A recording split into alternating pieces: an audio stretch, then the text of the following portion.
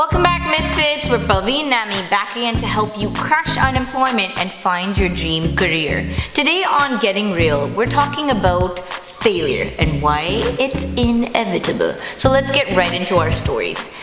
So we talked about on Tuesday, one of the lessons that we learned was that, sometimes failure is it does get romanticized, especially in this Silicon Valley culture. It does tend to get kind of glorified. And people tend to think that if you have these failures, you wear it as a badge of honor. Yeah. And sometimes, that's true. The more you put yourself out there, the more prone you are to failing. But at some point, you also have to realize that, you have to understand where the line is between failure and delusion. And so for me, I kind of had to make that judgment call last year because when I had first quit my oil and gas job, I wanted to make this big change, right? And I wanted to follow my dreams, basically. And it eventually led me to getting a job in Austin at this startup. And it was a great company. I had a lot of fun working there. It was a completely new environment. And if you looked at the facts objectively, I was going into this job at a very, very entry level, very low pay, with someone who had close to 10 years of work experience and an MBA. So it would seem like a huge step back, but I was like, okay, this is a stepping stone, and it's a way for me to get my foot into the door in a completely new industry. And I'm in my dream city and everything. But the thing is that once I was there, there was so many things that excited me about the company. So I applied to 3 different positions within the company to try and move up. And I got rejected back to back from each one of those. And after a while, it obviously took a huge hit. My morale took a huge hit, and I was like, is it me? What is the problem? And I realized eventually that it was my external circumstances. Of course, there are things that I could have done better, but the fact was that until my external circumstances changed, I would never have been able to be at a better, in a better position to ever find success there. Because the facts were that my husband was in Houston, I was in Austin, so it was a 3-hour drive, which meant I couldn't justify getting an apartment on my paltry salary.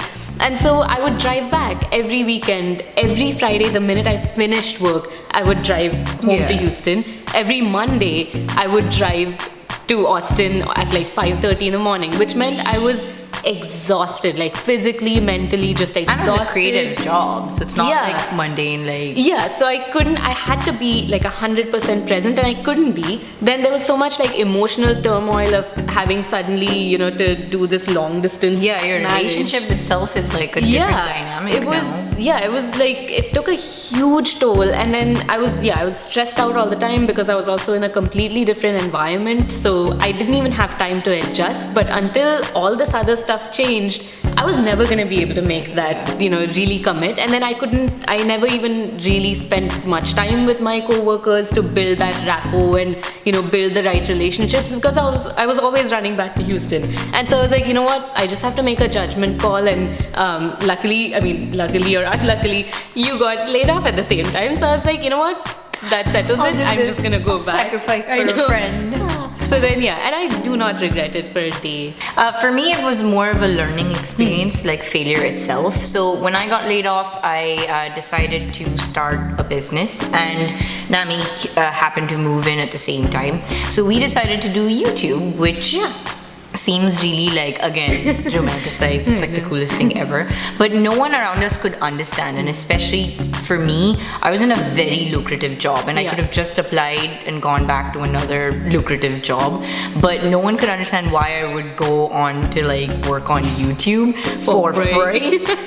And mainly to help people. So having to overcome that was really difficult. All the negative voices that are in your head plus outside, everyone telling you from their years of experience, you're not among like-minded people, you're around people who used to be part of your old life. They didn't understand what I was doing. But the one takeaway that I got from that is because I was like, okay, our biggest motivator is that we want to help people, we want to share our stories, we want to make sure that people relate to us, because you're not alone if you're doing something like this.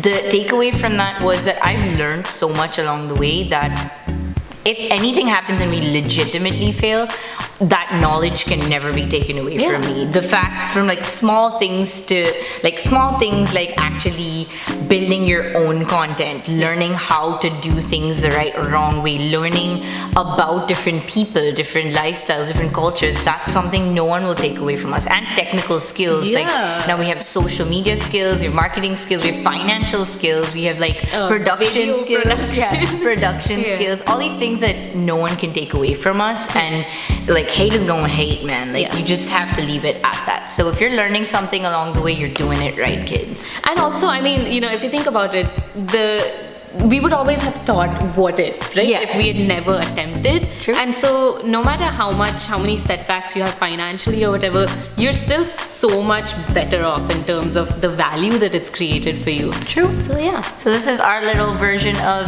Purd Hapleys, ya heard with Purd. And that is the end of this story, so we're gonna stop talking now.